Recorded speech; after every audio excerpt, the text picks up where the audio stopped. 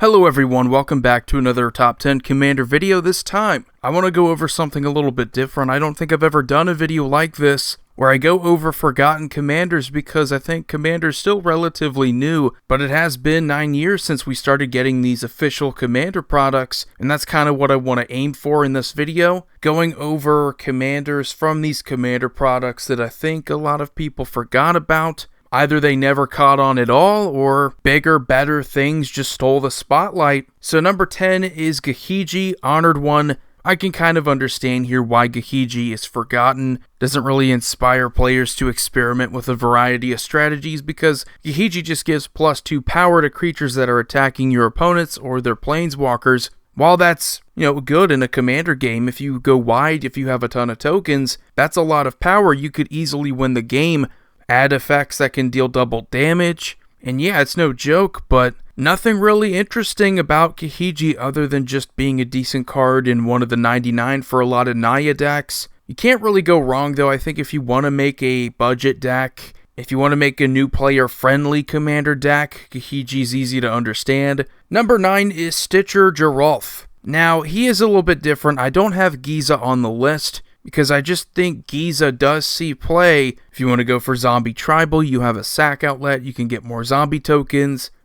People know her value. Stitcher, however, he's kind of just faded out of memory. He does make an interesting commander option if you like mill, if you like zombies, if you like tokens. Commander 2014 had some odd commander options. Wasn't necessarily the most well-designed commander products. I mean, for crying out loud, this was the same year we thought it was a good idea to have an equipment deck where you can't deal commander damage because your commander is a planeswalker. So a lot of things are just easy to forget about this year's commander products. We did have some other ones in 2014 that stood out, but definitely if you want to build around an underrated commander, Stitcher's not that bad. Number 8 is Nin The Pain Artist. We're going back to the original Commander set. While I didn't play that many Nin The Pain Artist decks, you do have some interesting interactions with cards like Stuffy Doll, where you can just give the card draw to yourself. It was in the Political Puppets deck, so expect to see a lot of forgotten commanders from that deck. Nothing that really translated well later on. Nothing that really aged that well, and I don't think Nin has aged that well, but it's another example of a commander option that, again, not a lot of people are expecting.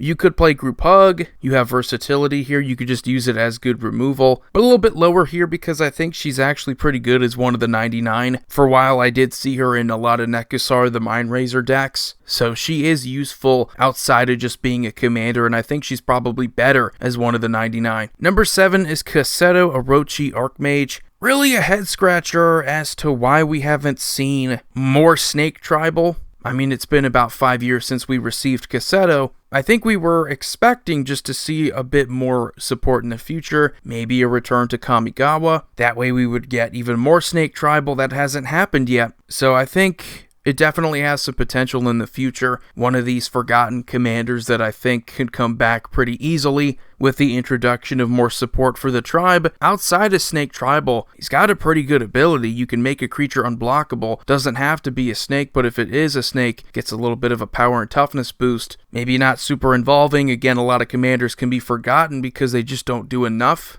to really inspire players. But one I definitely recommend if you want to make more of a unblockable, deal commander damage kind of deck. Maybe you have some other reason of making a creature unblockable. Definitely check it out. Number 6 is Damia, Sage of Stone. Now this one's forgotten, probably for a good reason, because once Tasigur pretty much dominated Commander. If you want to play more competitively, I think Delve and that whole mechanic coming from the Kanzatar Kier block just became super powerful in Commander. Not only do you not have to pay 7 mana for your Commander anymore, you have Delve to make your Commander cheaper, and you can keep recycling cards from your graveyard. I still like Damia though. I think having a full hand and keeping a full hand is always good in a Commander game. The downside is, again, you're playing with an objectively worse Commander. If your whole goal is to play what you're probably going to play, Sultai Control, you're going to use a lot of cantrips, you're going to focus on card draw, getting to your removal, your counter spells. There's no reason why you wouldn't want a cheaper, easier to play commander that can also recycle from your graveyard. And number 5 is Mazarek Crow Death Priest. This is one of my personal favorite commanders on the list because I have played this deck multiple times and it continues to be one of the lesser played Golgari commanders. This was Commander 2015, I think a pretty decent year, and Marin definitely stole the show in this specific commander deck. But if you build around Mazarek Crow Death Priest, focusing on sacrificing, focusing on playing Grave Pact effects, and the fact that your opponents are also going to be playing things like Evolving Wilds and just fetch lands in general, all of your creatures are going to get +1/+1 counters. This is just an incredibly powerful commander option. You can go for commander damage, you could go for combos, just sacrificing, getting more counters. That's such a powerful interaction. And this is on top of the fact that he fits in perfectly into just about every other commander deck that's about sacrificing or +1/+1 counters, so this might just be one of the best all-around creatures on the list. Number 4 is Zedru the Great-Hearted. Now, Political Puppets, this specific commander deck from 2011 definitely did not age well. I don't know a single person who plays Zedru anymore, and the last time I played against a Zedru deck was like 2014. So it's been quite some time, and on top of that, it has a very specific ability that's hard to synergize with. The goal is to give your opponents terrible cards, because you're not just going to give them good stuff unless you want to play Group Hug. You want to give your opponents cards that prevent them from playing their creatures. You want to give your opponents cards that prevent them from doing anything, and you just don't really see a lot of those cards anymore. You know, Wizards of the Coast, they're not really chomping at the bit to introduce terrible cards into new sets. Certainly not a standard legal set. So she's a commander who had her day. I mean, she was fun to play with, but one that is still very much stuck in the year 2011. Number 3 is Riku of Two Reflections. I do not see a lot of Riku decks, but unlike with Zedru, I think the potential is still there. I still don't think there's another commander that can do quite as much as Riku if you're talking about copying spells, because you can still copy creatures, you can still copy instants and sorceries, making Riku a pretty good option if you want to go for Spell Slinger or you just want to copy value cards in general. Another cool thing about Riku is that you can copy your win cons. So if you have a spell like Insurrection and you're worried about a counter spell, all you have to do is just copy it so your opponents would need 2 counter spells, 2 answers to stop your win cons. The difficult thing about a lot of commanders from 2011 is that they're not always just forgotten because they don't do enough. Riku went without a reprint for a long time, so that made him a pretty expensive commander option that maybe not a lot of people thought was worth it just to buy and then build around. I think Riku's definitely aged better than some of the other commander options from the year, like Kalia, Animar, 2 of the most played commander options at the time. Riku still can synergize with a lot, and I think can still be pretty powerful. And then number 2 is a pretty underrated commander and one that I just don't see any decks for. That is Vishkal, Blood Arbiter. Another 7 mana commander option, so he has that going against him. But if you're into black-white, +1/+1 counters, sacrifice strategies, lifelink even, you get it here with Vishkal. Now, at the very least, it's more of the same in black-white for a 7 mana commander, which is probably why he hasn't seen a lot of play.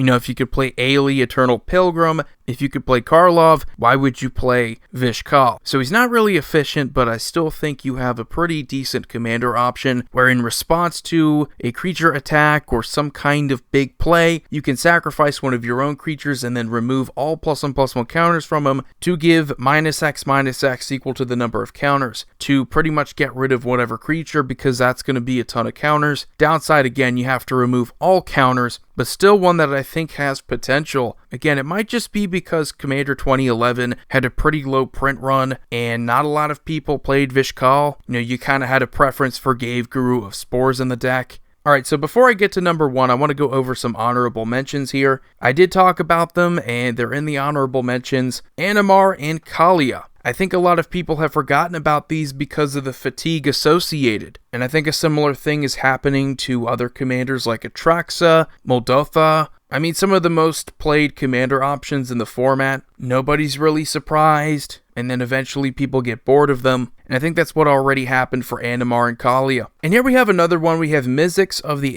Magnus. Again, I'm not going to say that any of these commanders are bad, but it pretty much got replaced by better Spellslinger commander options. And you talk about the Locust God, you talk about Niv Mizzet Parun.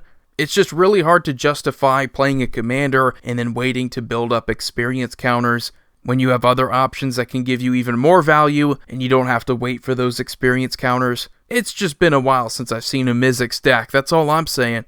So number 1 is a commander option I remember talking about all the time, wanting to build, agreeing with people that this was a card with a pretty interesting design. We've seen similar abilities, so it's not something that is just very specific and hard to synergize with.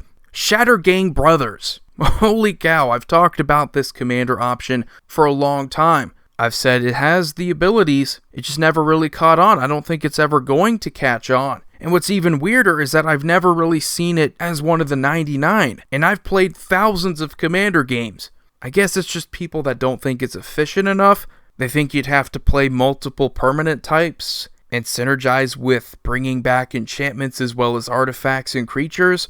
Like that would be a pain to do. I don't really understand why I just don't see any of these decks. Always talked about it, thought it would be a cool idea. Make like a Jund artifact deck if you wanted to. Jund Aristocrats is already a thing. You can do it pretty easily. I've talked about some commanders that I think are just outdated. They permanently exist in the year 2011. But Shattergang Brothers just never really did anything. And I desperately want to see it played more. But anyway, guys, hope you enjoyed this video. Let me know what you think about forgotten commanders. Let me know which commanders you think are forgotten. It doesn't have to be specifically from a commander set. But anyway, you all have a wonderful day. Void here signing off. See you all next time.